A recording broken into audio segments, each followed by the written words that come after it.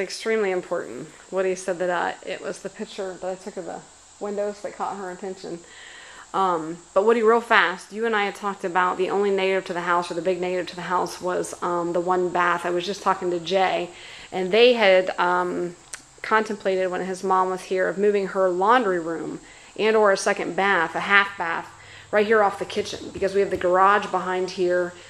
It won't, you can still get a one car in that way, and the water supply from the bathroom that's back behind me, that if you remember the full bath, the water line comes right here through here and through there's a crawl space on this side, and it would be easy to tie in your water supply right here if you wanted to put a half bath and not lose any room in your garage as far as parking. So that was something I wanted to touch base on, because I know that was something that was the main obstacle we had. This is the dining room area. This is where they set their kitchen table. And Jay, you guys actually added this window, right? Yeah, there was no window there before. Which I'm sure she would love, considering the view. This looks out over the back. This is that shade garden. Yeah. There's things blooming in here all the this time was, going on. again, the crab tree, the birch, and all the stuff that we talked about up here that's in this flower bed. And we got two windows, actually, that look out over this. And brand new, again, or newer Pella windows. Rosati. Rosati, sorry. Same. Yeah, Rosati. Excellent.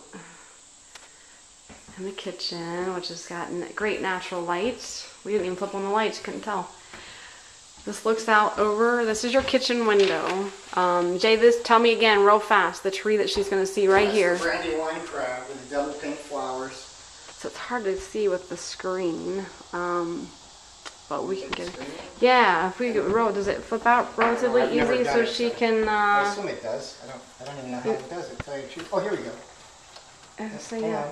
Just a second. In the meantime. Ow.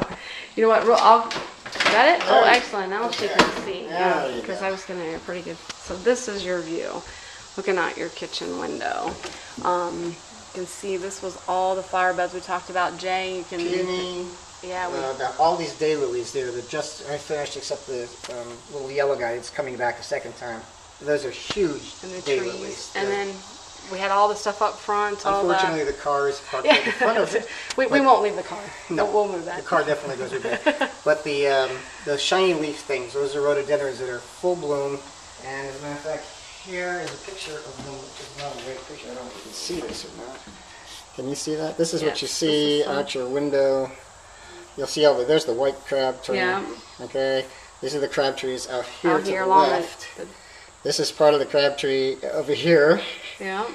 But this whole thing comes in bloom at different times. Yeah, this is a very pretty view. The noise, sounds. I guess it shouldn't be called noise, huh? It's very pretty. And I was going to show her your. Oh, by the way, this is the front of the house, and that's the crab tree that's in the front of the house. Now, did you guys paint things white? Because I think I like the white better. Is this all now white? The shutters and stuff? Why did they? I think. Weren't they? No, shutters are that kind of a dark green. Huh, it looks different now. It looks more green. Cottagey. I think so too. And then this is that weeping white cascade crab. Starts off pink, then turns white. Oh, that's neat. Then this is the land. Woody and I studied this really, really well. This is that real heavy tree line up here that we looked at that had the clematis that jumped up there. Didn't you tell me about the pine trees? This whole area here, my mom planted little wee seedlings in 1980 something, and they're now huge Colorado blue spruce and Norways. There's some scrub maples that need to come out of there so you can see them, but this whole area right here are those trees that are probably 30 feet tall now, and it's all Colorado blues and Norways. The white dogwoods line here and through here. And up here, they're quinces, dwarf quinces. They would get about 2 feet high. They're right here in between the dogwoods and over here. And the quinces bloom red or white or peach. They have fantastic fall color. They bloom twice a year, and they have quinces on. Awesome. And then this is where we kind of went back through that real heavy tree line up to the property line that's along the river here, or the creek. Real heavy woods back here. This is that area that Jay said he had no problem you guys walking to the creek as long as you're not hunting. Right. Or back here. Okay. Off Yeah, of it's a here. beautiful area because I bet you the dogs would like it They'd probably to love take it. the dogs to the creek. That was real big for them with the water source for the dogs. Awesome. And this is where Jay lives, just so you see, he's back here. I'm going to walk her out the front. I want her to see the view from the front porch also. Sure. The only other house is right here. Yeah, Ritzer's, we looked at that, which he's almost 10 acres, which is kind of nice. Everybody's spaced really, really far apart Yeah, with that's right. excellent Coverage. trees and stuff in between. So, and this is also, again, just to point out that no build zone. So even if for some reason Jay and them wanted to sell it, no one could build on it, or they couldn't sell it. Yeah. Perfect.